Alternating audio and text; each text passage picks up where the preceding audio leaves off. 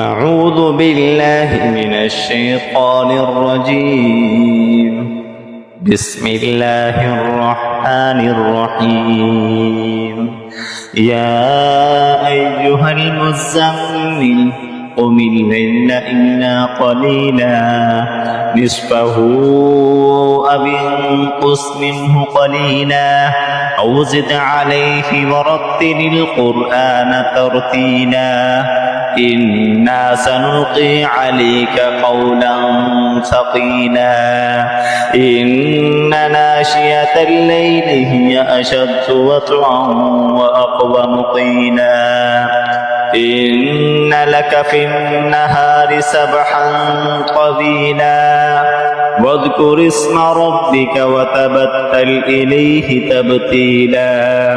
رب المشرق والمغرب لا إله إلا هو فاتخذه وكيلا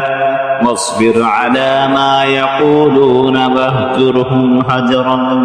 جميلا وذرني والمكذبين أولي النعمة ومهلهم قليلا إن لدينا أنكالا وجحيما وطعاما ذا غصة وعذابا أليما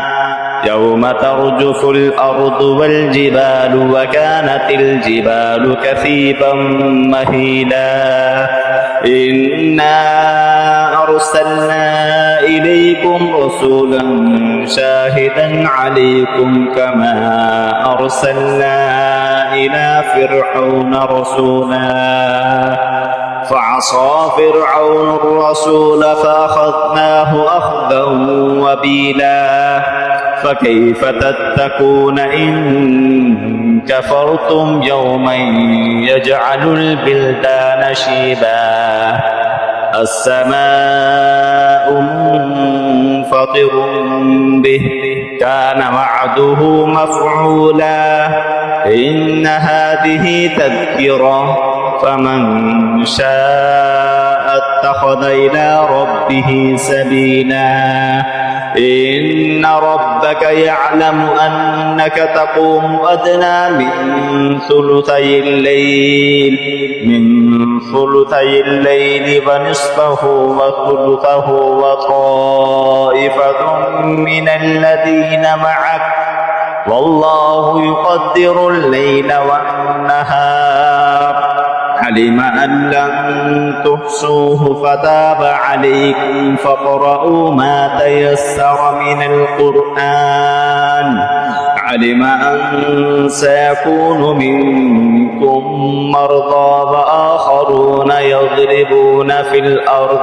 وآخرون يضربون في الأرض يبتغون من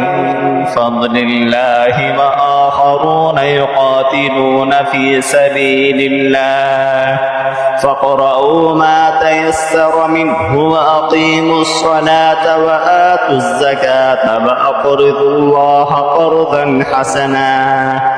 وما تقدموا لأنفسكم من خير